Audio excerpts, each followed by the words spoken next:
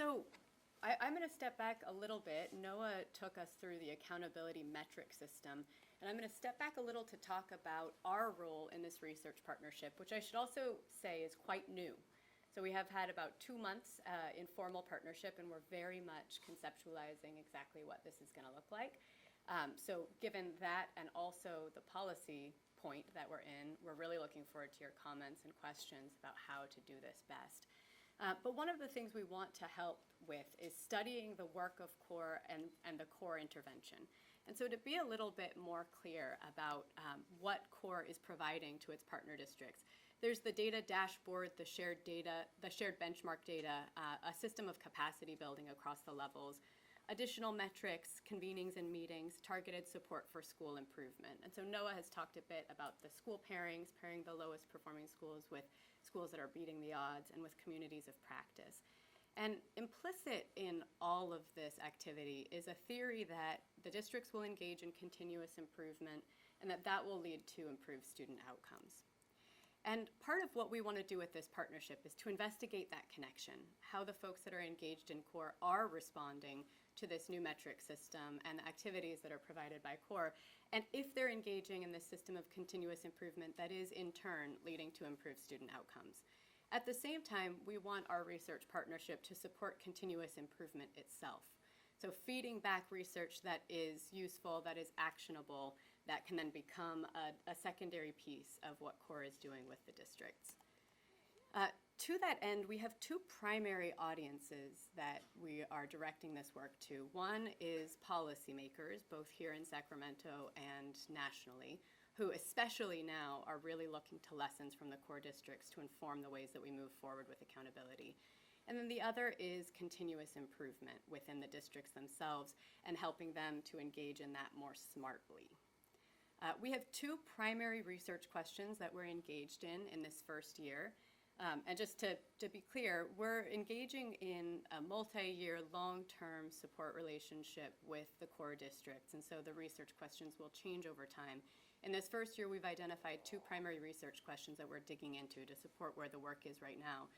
The first is, what is the effect of including these diverse measures in an accountability index? And I'll get into a little bit how we're going to look at that and what some of our questions are.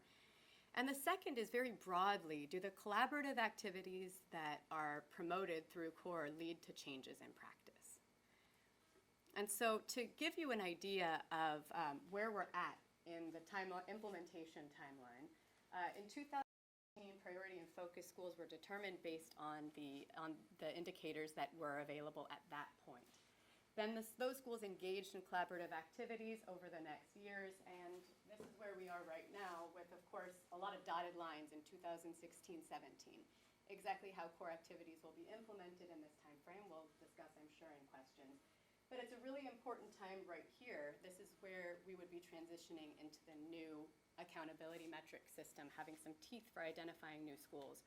So it's an important point for us at this juncture to understand how that new index would change all of these identification measures or the identification of schools, and would be true even in the absence of this policy change is even more true now. So to dig into the research questions that we're looking at a bit, the first question, what is the effect of including innovative measures in an accountability index? And so one of the first questions is, has measuring SEL and culture climate raised awareness of the issues in the district or in the schools?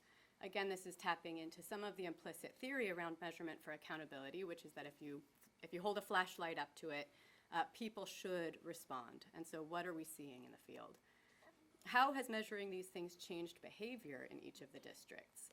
And how have folks at the local level on the ground been trained to respond to this?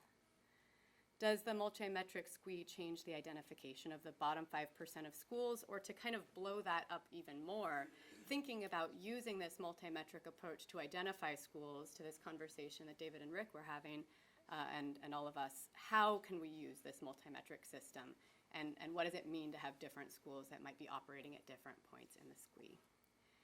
And finally, do some schools, teachers, classrooms have higher SEL than expected given the other measures? And so you'll see here that there's a particular interest in some of these research questions around the SEL and culture climate questions, because those are things that have not been explored in an accountability system thus far. So that's a place where we can really inform the conversation at this point. The second research question is around collaboration broadly and how it leads to changes in practice at the local level. And on this, we're interested first in understanding what activities folks in the core districts are engaged with between districts and up to the core level. And then really digging into the work within each district and how the core participation is influencing that work. What's the patchwork of policies that they are currently operating under, and how does the core work fit in, and how is it changing the day-to-day work that they're engaged with? And this gets back to the question of continuous improvement. Are staff at the local level engaging in continuous improvement, and what does that look like, and what should that look like? And so stepping back and defining what that framework is there any evidence that, based on that framework, that activity will lead to changes in student outcomes? And here's where we can really dig into schools that are involved in the pairings, that are involved in the communities of practice, and then district levels that are collaborating with, district staff that are collaborating with one another around problems of practice. So really just drilling down into the theory of action. How do we expect this work of core to be changing what people are doing in their classrooms, in their offices, on the ground? And one of the ways we'll look at this is if they're using data and evidence, and how they're using it, and if and how they're engaged in a process of rigorous inquiry. And so the way that we'll, just a large theory of the ways that we're going to be doing this, are that each of the districts, this is the 9 districts that are involved in core, each of the districts are engaged with core as kind of the central broker of these activities. But within each of those districts, they have many schools that are engaged in that.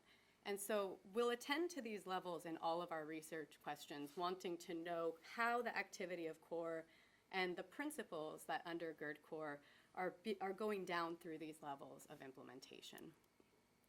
The analytic approach that we plan to take to this is really a cyclical research approach of quantitative and quantitative analysis, whereby the quantitative analysis will help us uncover patterns in data, will help us explore variation and analyze outcomes, and the qualitative analysis will help us understand implementation, highlight best practices, and explain the variation that we see in the quantitative data, and cycling through those 2 approaches in a way that produces maximum learning for the core districts.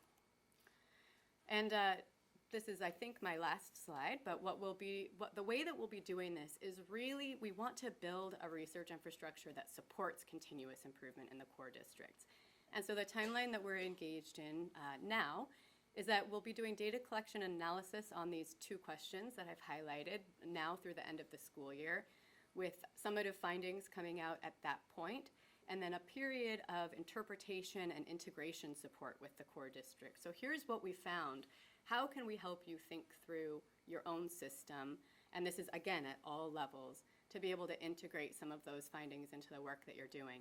And simultaneously, we want to be very interactive with the core staff and with district staff to give formative feedback. What are we learning at this moment that is possibly wrong and definitely incomplete, but that can help inform learning on an ongoing basis? So to echo the conversation about the data collaborative, we are also building in our partnership relationships with other researchers around the state. And PACE is not going to do all of this work alone. And so what we encourage is anybody that's interested in doing research under this umbrella, contact me. We're building that infrastructure right now. What we will provide is a network of researchers across the state that are trying to do something useful for the core districts and building this infrastructure together. You get access to a streamlined process for conducting research, quantitative data system, and really tapping into existing relationships that are built with the district leaders and people that have come together around a commitment for continuous improvement. And finally, it's a dynamic research process as it is a dynamic policy process, and so that's something that we'll have access as well.